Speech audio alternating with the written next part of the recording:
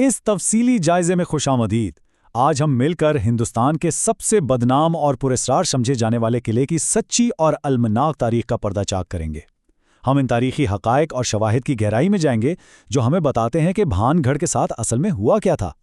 भूतों, चुड़ैलों और इन सनसनीखेज कहानियों को एक तरफ रखकर आज हमारा सारा फोकस इस बात पर होगा कि सियासी जवाल और एक हौलनाक कहत ने कैसे एक हंसते बसते शहर को खंडर बना दिया। तो चलें इस दिलचस्प सफ़र का आगाज़ करते हैं।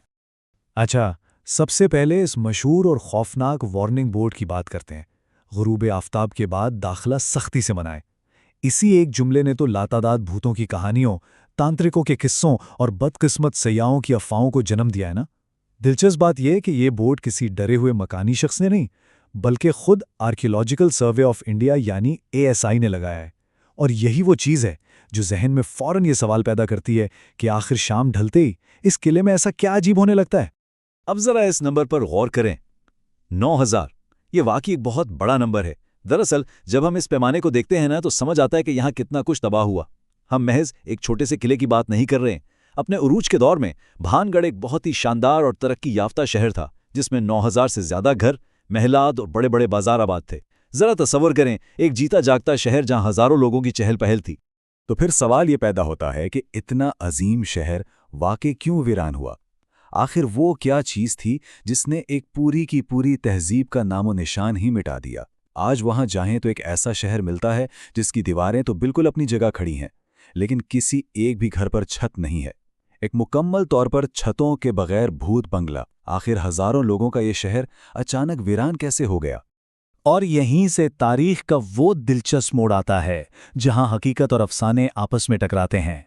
एक तरफ वो मशहूर कहानियां हैं जिनमें तांत्रिक, संघिया के काले जादू और बाबा बालोनाथ की बद्दुआओं का जिक्र है।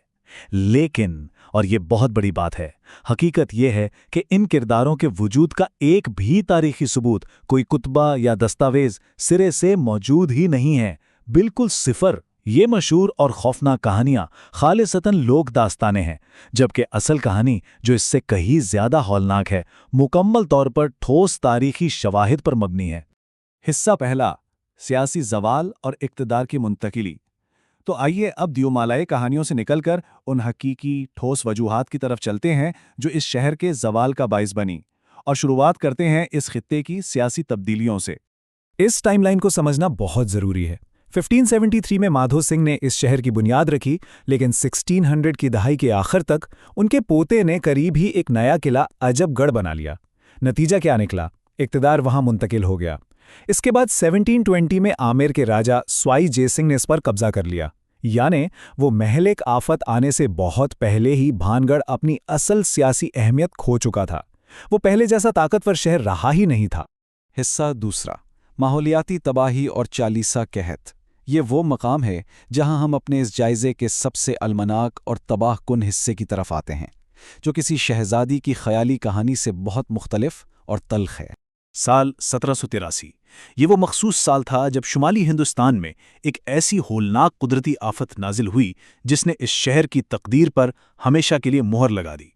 दरअसल किसी काले जादू ने नहीं, बल्कि एक इंतहाई जालिमाना और तवील खुश्क साली ने शहर को उजाड़ा था। ये गैर मामूली एलिनो के असरात थे जिसने इस कहत को जन्म दिया। चूंकि ये हिंदी कैलेंडर के साल 1840 में आया था, इसलिए तारीख में इसे चालीसा कहत कहा जाता है। इसकी तबाही का अंदाजा इस बात से लगाएं कि आसपास के इलाकों की 2/3 आबादी लुकमाए अजल बन गई। पानी का एक कतरा ना बचा, खुराक खत्म हो गई, और जिंदा रहने की इसी जद्दोजहद ने हजारों लोगों को अपने ही घर बार छोड़कर निकलने पर मजबूर कर दिया। यही वो अलमनाक सच है जिसने भानगढ़ को खंडर बनाया। हिस्सा तीसरा, डर की साइंस। स्याहों को आखिर डर क्यों लगता है? अब जबकि तारीखी हकीकत बिल्कुल वाज़ेह है, तो ये समझना भी ज़रूरी है कि आखिर आज के दौर में इतने स्याहों को वहाँ गैर मामूली चीज़ें या कोई भूत वगैरह क्यों महसूस होते हैं। इसका जवाब छुपा है एक साइंसी रुझान में, जिसे इंफ्रासाउंड कहते हैं। ये 20 हर्ट्ज से कम फ्रीक्वेंसी की आवाज़ की लहरें होती हैं। चूँकि भानगढ़ सिस्मिक जोन 4 में वाक़ है, तो ज़ेरे ज़मीन होने वाली हल्की सी हरकत और इन पुराने खंडरात के पत्थरों से टकराकर गुजरने वाली हवा कुदरती तौर पर ये लहरें पैदा करती हैं। और पता है इसका इंसानी जिस्म पर क्या असर होता है? इससे बिलावजह की बेचैनी, घबराहट और ऐसा महसूस होता है जैसे कोई छुपकर देख रहा है। तो वो जो डर लगता है ना, वो कोई भूत नहीं बल्कि खालिस फिजिक्स है। इसके साथ एक और दिलचस्प नफ्सियाती अमल भी जुड़ा है, जिसे पीरियडोलिया कहते हैं। हमारा इर्तिकाई निज़ाम कुछ इस तरह काम करता है कि अंधेरे कोनों या बेतरतीब सायों में दिमाग खुद ब खुद चेहरे या इंसानी शक्लें बनाने लगता है। अब ज़रा सोचें, जहन में पहले ही भूतों का तस्वुर बिठा दिया गया हो और फिर अंधेरे में कोई हलता हुआ दरख्त नज़र आ जाए तो दिमाग फ़ौरन उसे एक भूत की शक्ल दे देता है।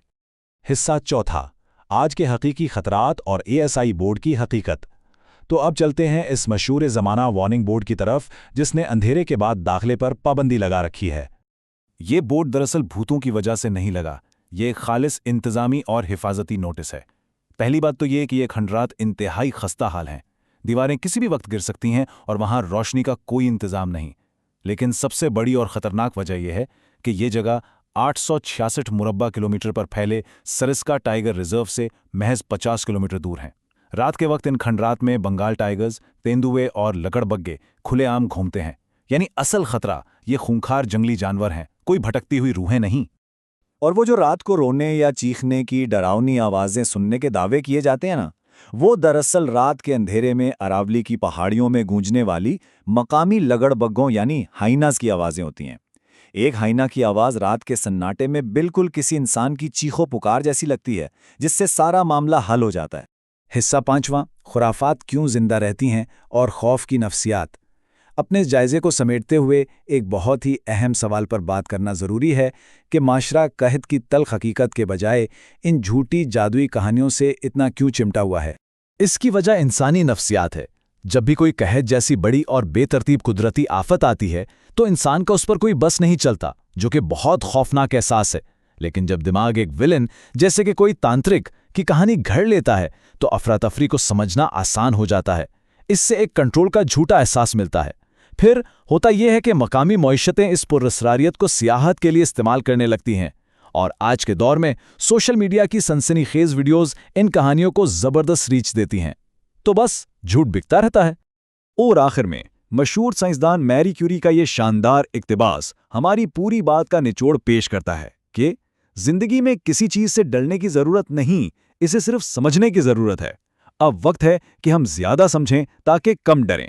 जब डरावनी और झूठी कहानियों पर अंधा यकीन करने के बजाय हम उन दिलचस्प तारीखी और साइंसी हक़ाइक़ को जानने की कोशिश करते हैं तो हम डरने के बजाय इल्म हासिल करते हैं। तो अगली बार जब किसी पुरस्कार जगह का जिक्र हो तो ये सवाल जरूर जहन में आना चाहिए कि क्या वाकई वहां कोई भूत है, या फिर तारीख और साइंस का कोई ऐसा दिलचस्प राज है जो अब तक सामने नहीं लाया गया। इस तफसीली जायजे में साथ रहने का बहुत शुक्रिया।